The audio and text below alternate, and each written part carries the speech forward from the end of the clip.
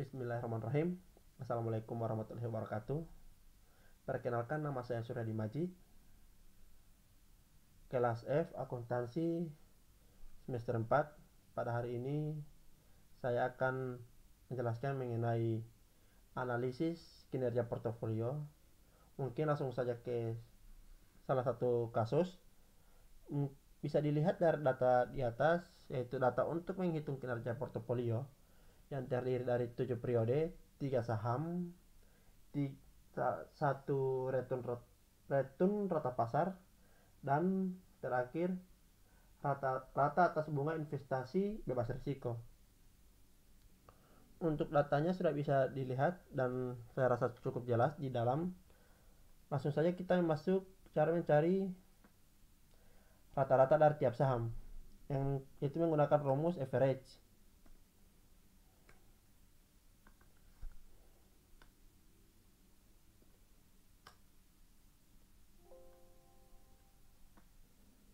Baik, menggunakan rumus average sama dengan average, tinggal kita tarik saja dari periode 1 sampai periode 7, dan hasilnya adalah 15,5 untuk saham pertama. Mungkin untuk selanjutnya sudah bisa langsung ditarik aja ke samping, dan secara otomatis akan terisi. Selanjutnya kita mencari standar deviasi dan return portofolio menggunakan rumus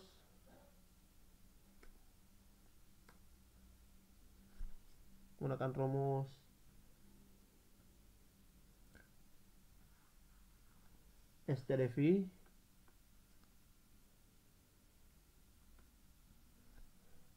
Jadi langsung sama seperti yang mencari rata-rata, tinggal ditarik aja dari periode 1 sampai periode 7, dan hasilnya yaitu 26,1. Dan untuk sisanya tinggal ditarik aja ke samping,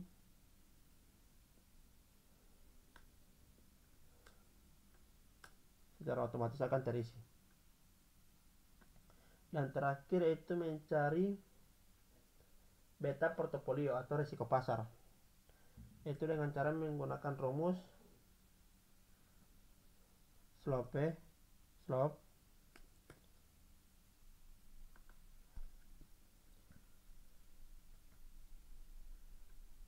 dari saham 1, ditarik aja sampai situ, terus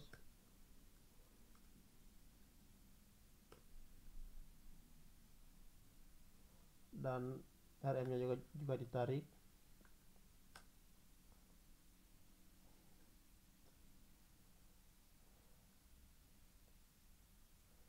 Baik, untuk selanjutnya menggunakan rumus yang sama,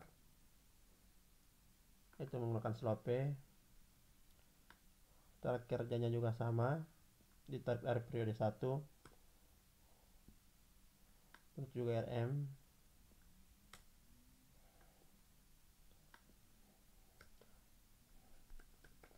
Untuk saham ketiga juga sama. Jadi untuk saham 1 sampai saham 3 menggunakan rumus yang sama.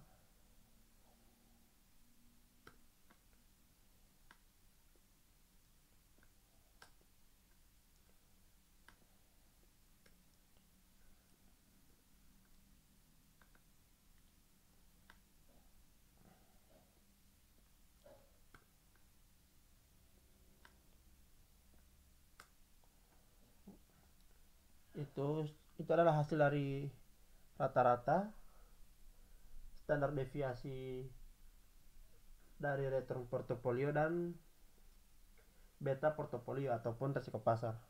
Selanjutnya kita masuk ke indeks Sharpe, indeks Trainor, dan indeks Jansen. Dari data di atas kita harus menghitung pertama indeks Sharpe, yaitu menggunakan rumus indeks Sharpe portofolio sama dengan rata-rata portofolio dikurang rata-rata atas bunga investasi bebas risiko dibagi standar deviasi dan return portofolio. Untuk saham pertama itu sama dengan rata-rata portofolio dikurang rata-rata atas bunga investasi bebas resiko.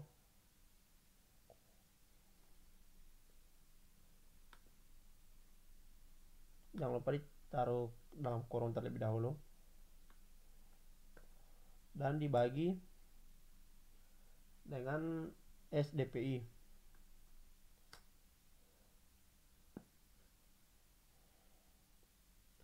Yang kedua juga menggunakan rumus yang sama, yaitu sama dengan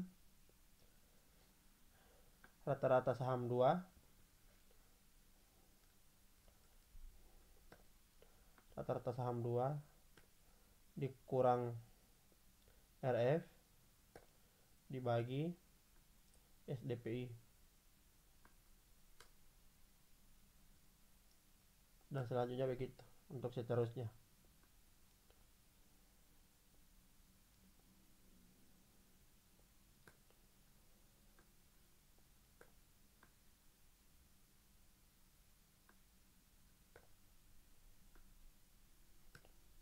Dibagi 22,0.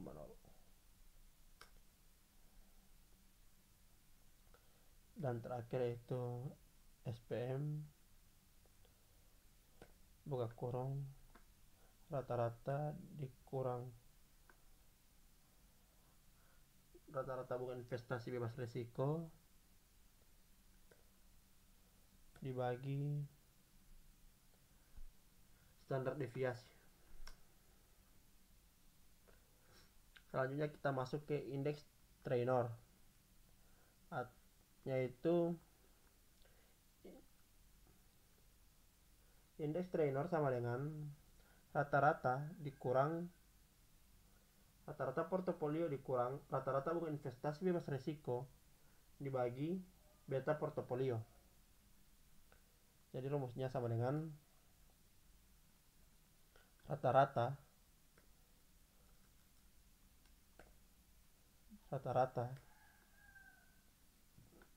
dikurang RF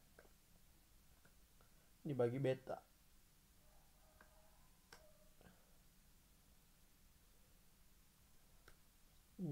Selanjutnya juga menggunakan rumus yang sama, rata-rata dikurang RF atau rata-rata tanpa risiko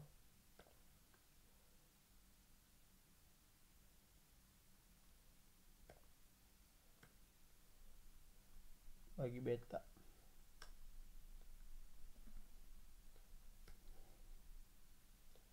Rata-rata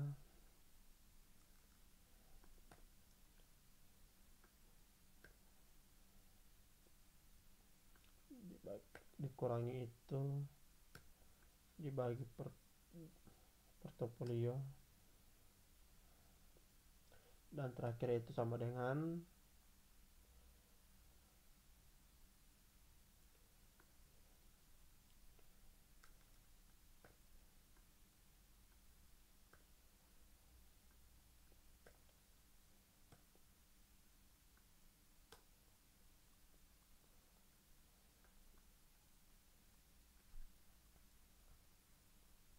dan yang terakhir mencari indeks Jansen, yaitu rata-rata portofolio dikurang rata-rata atas bunga investasi bebas berisiko. Itu kedua itu harus dikurangi terlebih dahulu, terus dikurangi dengan hasil dari pengurangan antara rata-rata spektrum pasar dikurangi dengan rata atas bunga investasi bebas risiko, dan setelah didapatkan hasilnya diperkurangkan dengan hasil pertama lalu dibagi dengan beta portofolio ataupun risiko pasar. Jadi sama dengan rata-rata sama dengan buka kurung rata-rata dikurang rata atas bunga investasi bebas risiko ditutup kurung dikurang buka kurung lagi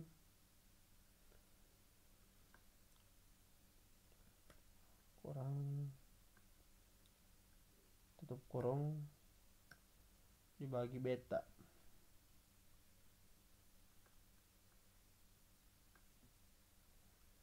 Mohon maaf, dikali beta.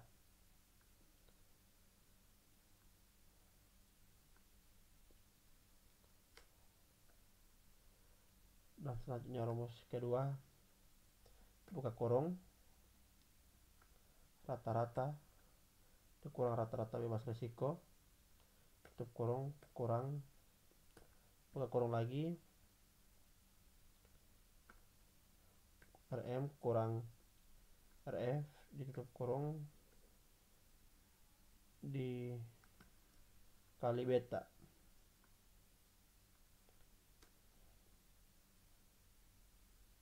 Dan rumus ketiga juga sama dengan buka kurung,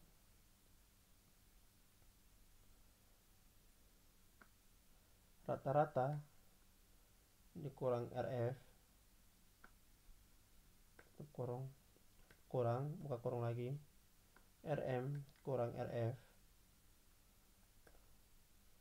dikali beta.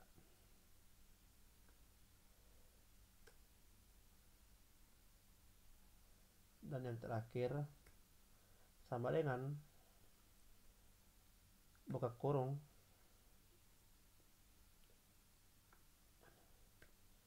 kurang ini, tutup kurung, kurang, buka kurung lagi,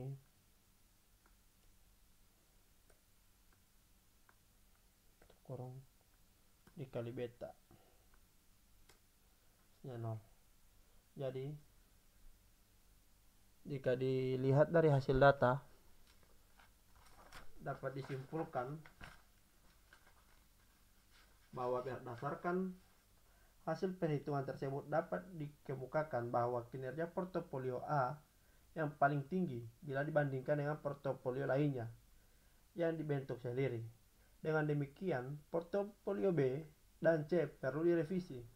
Revisi tersebut bisa dilakukan secara total, yaitu dilakukan likuidasi atas portofolio tersebut, kemudian dibentuk portofolio baru. Mungkin itu pemaparan dari saya. Cukup sekian, terima kasih. Mohon maaf jika ada kesalahan kata. Wabillahi taufiq wal hidayah. Wassalamualaikum warahmatullahi wabarakatuh.